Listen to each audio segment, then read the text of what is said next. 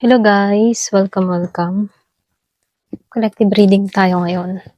So ngayon itatanong natin bakit ikaw yung pinaka nagmarka sa tao ito? So, collective reading tayo for no contact. Bakit ikaw yung pinaka nagmarka sa kanya? Give me the message.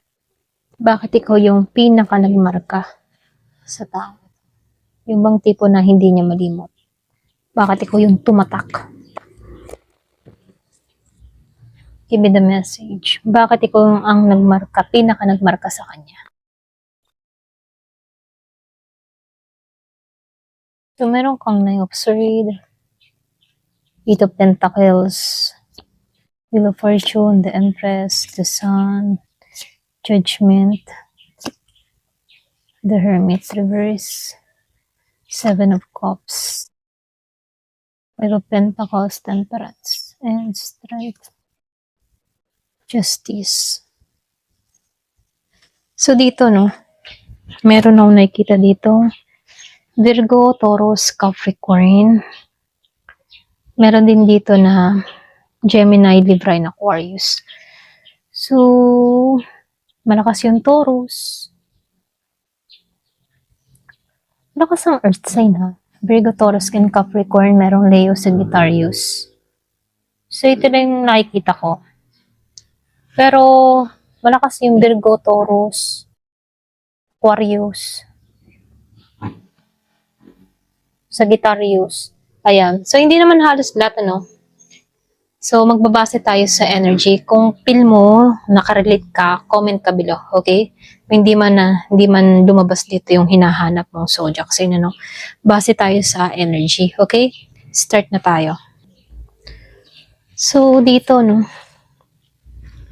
base sa lumalabas dito, nakikitaan ko dito na yung iba sa inyo, ikaw yung talagang pinaka nagmarka. Mukhang may malalim na dahilan to. So, hindi lang to basta simpleng attraction. Meron itong halong emosyon, pwedeng lesson, or pagbabago sa buhay niya, Para bang malaki yung naging hatak mo sa buhay niya. So, dito, lumabas kasi itong Wheel of Fortune dito. So, yung iba sa inyo, naging turning point ka sa buhay ng tao na to. So, dito sa Wheel of Fortune, nakita ko din itong Judgment and Justice doon. Okay? Kumbaga, ito yung card ng tadhana, Meron akong nakikitang karmic connection sa pagitan yung dalawa. Kumbaga, pinakikita dito nung bang tipo na, pasensya na sa ingay ng tricycle. Pinapakita nito na dumating ka sa buhay niya na nagbago simula nung dumating ka sa buhay niya, nagbago yung takbo ng buhay niya. Ganon. Bang naramdaman niya na nagbago yung kapalaran niya. Kasi, yung Wheel of Fortune kasi para siyang destiny, okay, na moment. So, pakaramdam niya, hindi aksidente yung pagkakakilala niyo, ganyan. Kaya lang dito, sa Judgment, ikaw kasi to. Para bang ikaw yung naging dahilan or ikaw yung nagpagising sa kanya sa maraming bagay tungkol sa sarili niya. At pagdating din sa love, okay? So, ibig sabihin, ikaw yung taong nagpakita sa kanya ng katotohanan at accountability. Kaya kahit ba lumayo siya or nagkaroon siya ng problema, hindi ka madaling mabura sa isip niya dahil meron kang mga aral na iniwan sa connection ninyo. Okay? So, dito, yung iba sa inyo, nakikitaan ko dito na ikaw din yung nagdulot ng matinding emosyon sa kanya. Dito sa Nine of Swords, At nakikitaan ko rin yung Temperance dun sa dulo. Okay? Ayan. Dun. Kumbaga, nakikitaan ko dito,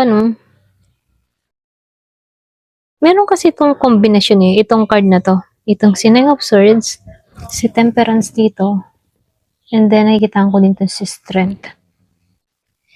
Yung iba sa inyo, maraming gabi na iniisip ka niya or iniisip niya yung mga nangyari sa inyo. Merong hindi maiwasan na mag-guilty, hindi maiwasan na ma-stress, at hindi rin maiwasan na nagsisi. So, yung strength reverse kasi, nawalan to ng control, okay? Lalo sa feelings niya. Then, sinabayan pa ng temperance. So, merong hindi naging balanse pagdating yung emosyon, okay? So, ibig sabihin, para bang hindi niya alam kung paano hahawakin yung connection ninyo, okay?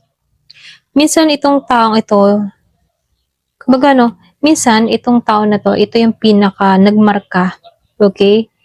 So, para bang ikaw yung nagmarka sa kanya, bakit nagulo yung puso niya, bakit ginulo mo yung isip niya, okay? Ikaw yung tumatak, ikaw yung nagmarka, okay? Ikaw yung hindi niya malimot. So, nakikita niya sa'yo yung ideal na partner na energy, dito sa Empress, okay? Kumbaga dito, then nakikita ko din dito yung The Sun, magkadikit tong si Empress and the Sun dito. So, ibig sabihin, ito yung isa sa pinakamalakas na dahilan kung bakit ka tumatak sa kanya. Kasi ikaw, yung Empress energy, nakikita ka kasi ng tao na to bilang isang taong nurturing energy. Very attractive at may natural na warm ka, okay? Then sinabayan pa ng The Sun. So, ibig sabihin, ikaw rin yung nagbibigay sa kanya ng liwanag at pagiging totoo sa sarili niya. Para bang binuhay mo siya, okay? So, nakita, yung bang tipo na ikaw yung bumuhay ng totoo niyang nararamdaman. So, sa madaling salita, ramdam niya na meron kang genuine na happiness. Ikaw yung nagbibigay ng ligaya, lalo-lalo na nung magkasama kayong dalawa. Okay? So, dito, meron lang din ako nakikita ang pagkalito or pwede ring takot, ganyan. So, pagdating sa connection nyo, may time na nalito din siya, nakaramdam siya ng takot. Ito naman yung dahilan kung bakit ganun siya, kung bakit nagkaroon ng distance at komplikasyon, okay? Dito, nakikitaan ko dito sa 7 of Cups dito, So, ibig sabihin, pwedeng maraming confusion or option sa isip ng tao na to, Pwedeng maraming sumabay, maraming nakidawit, or maraming gumulo. Okay? Kaya lang, nakikitaan ko lang din dito sa The Hermit Reverse, imbis na harapin yung sarili niyang damdamin, maaaring umiwas siya, okay? At nagkaroon ng isolate dito. Ibig sabihin, malakas yung connection niyo pero hindi siya emotionally ready noon, okay? Kaya dito, may parte sa kanya na alam niya na may halaga pa sa yung mga tipong alam niya na may halaga ka sa buhay niya. So, dito, dito pumasok to at ito. Kumbaga dito sa dalawang to, ito yung energy ng realization pagkatapos ng pagkawala. So, ibig sabihin, unti-unti niyang na-realize yung value ng connection ninyo. Kasi yung 8 of Pentacles dito, maaring pakaramdam niya dito, hindi siya nag-effort ng tama pagdating sa relationship. So, nakikitaan ko lang din dito, dito sa Page of Pentacles. So, ibig sabihin dito, sa Page of Pentacles. Kumbaga, may mga immaturity, okay? Merong naging immature pa, nagkaroon ng missed opportunity, okay? Para bang may thought siya na kung ginawa ko lang sana yung tama or kung ginawa ko lang ng maayos, iba siguro yung nangyayari ngayon, okay? So, may mga ganun siyang thoughts. Kumbaga, ikaw kasi yung nagmarka sa kanya, dahil may karmic or destined feeling siya pagdating sa connection nyo. Yung iba sa inyo, ikaw din yung nagpabago, okay? Kumbaga, ikaw yung nagpabago sa pananaw niya. Lalo-lalo na pagdating sa love at sa sarili niya, okay? So, nakikita ka ng tao na to na ideal. Ikaw yung kasiyahan niya rito. Nung magkasama pa kayo ha, masaya siya. Pero dito ngayon mayroon lang tong takot, may pagkalito. So, nalito siya sa lalim ng connection ninyo. Ito lang nakikita ko. Kaya hindi niya mahawakan ng tama noon kasi ramdam niya yung lalim, okay? Excuse me. Kaya kahit lumipas pa yung mga panahon may posibilidad na hindi pa madaling makalimutan ka. Kasi ikaw yung taong nagbigay sa kanya ng saya, okay? At ligaya. Ayan. Ito lang yung nakikita ko. Hindi niya naranasan yun sa iba. Ayan. Ito lang yung nakikita ko. So, tingnan natin kung iniisip ka kaya ngayon, as in ngayon ha, kung kailan mo to mapanood, okay? So, iniisip ka kaya nito hanggang ngayon? As in ngayon, kung kailan mo ito mapanood. So, kuha tayo ng card. Iniisip ka kaya hanggang ngayon?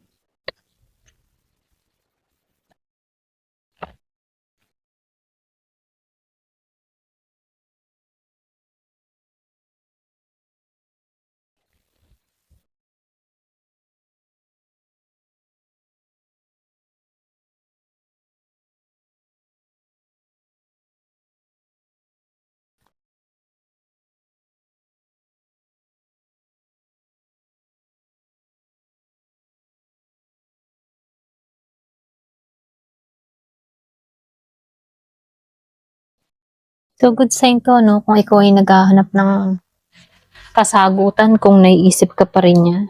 Iba sa inyo, oo. Okay? Hanggang ngayon, iniisip ka pa rin niya dito. Yung bang tipong nasa isip ka pa rin niya kahit pilit niyang nilalayo yung sarili niya. Kasi dito, sa The Star Reverse, meron din akong nakikitang The Sun Reverse dito. Kapag lumabas tong dalawang ito, nang naka-reverse ha,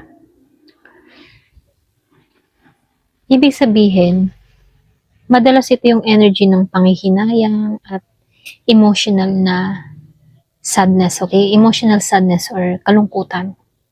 Kasi dito, may pakaramdam siya na parang may nawala ng pag-asa or pwedeng pagkakataon na ninyong dalawa pero hindi niya na treasure, okay? So dito sa The Sun, hindi niya maitatanggi yung kalungkutan kapag naaalala ka niya sa mga nangyari, okay? So ibig sabihin, hindi ka totally nawala sa isip niya. So dito nakikita ko din dito yung 2 of Swords and 4 of Swords dito. So ito yung malinaw na emotional blocking. Pinipigilan lang niya yung sarili niya na isipin ka or balikan ito. Kumbaga, sinasarado niya yung sarili niya sa desisyon or sa damdamin tungkol sa'yo. Okay? So, ibig sabihin, gusto niya munang katahimikan or pahinga, lalo-lalo na sa isip niya tungkol sa mga sitwasyon na nangyayari sa inyo. Para bang sinasabi niya na lamang dito or ito yung energy niya na yung tipo na mas mabuti pang huwag kong isipin or galawin yung issue na ito. Okay? So, ganun yung energy ng person mo. Pero may mga pagkakataon na bumabalik talaga yung yung alaala mo sa kanya ha. Dito sa The Moon and the Tower Reverse. So, ibig sabihin, ito yung energy ng unfinished emotion. So, ibig sabihin, yung The Moon kasi, madalas kang pumapasok sa isip niya, lalo na kapag tahimik or nag-iisa siya, then sinabay ng the Tower Reverse, So, ibig sabihin, meron ng pagpipigil, para bang pinipigilan niya na bigla ang pagbabalik ng emosyon. So, makikita ko dito, pag ikaw ay bigla niyang nagbabalik yung memories ninyo, pinipigilan niya, okay? Kinokontrol niya. So, dito, minsan, kahit ayaw niya, bigla ka na lang pumapasok sa isip niya. Malakas pa rin yung connection, at nararamdaman ka niya. So, dito sa Two of Cups, dito sa dulo, no? Ito yung isa sa pinakamalakas na card kasi mutual naman yung emotion ninyong dalawa, no? Kahit may distance or kahit tahimik kayo ngayon, may parte sa kanya na alam niya na special ka, okay? Or alam niya dito na yung connection nyo ay kakaiba or special yung connection nyo. So, ganun yung feel niya dito, okay? Pero minsan, napagod din siya sa conflict or sa mga sitwasyon na nakaka-pressure. So, dito, lumabas kasi itong si 5 of Wands, and then nakita ko rin si 10 of Wands reverse and si 9 of Wands. Okay? Kumbaga dito, maraming conflict, maraming pride, or pwede rin komplikasyon yung energy ninyo, noon. So, ibig sabihin, gusto niyang bitawan yung bigat ng sitwasyon. Kahit may emotional dito na nararamdaman, nakaguard siya ngayon. Okay? So, nakikitaan ko dito, iniisip ka niya, pero pinoprotektahan din niya yung sarili niya. Ito lang yung nakikita ko.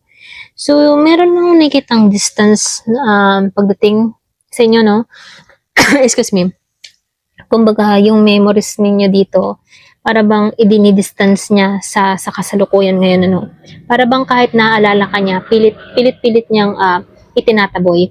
So, ito yung energy ng pagpapaubaya sa nakaraan, or hindi naman ibig sabihin na limutan ka ng tao na to, pero sinusubukan ng tao na to na wag masyadong balikan yung nakaraan, okay?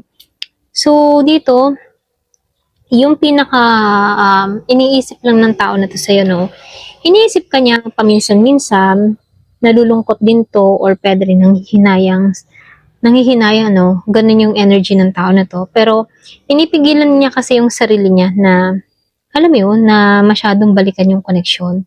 So, meron lang akong nakikitang emotional guard pagdating ngayon, dahil napagod siya sa sitwasyon noon, kahit ganun, alam niya na hindi ito ordinaryo yung naging connection ninyo.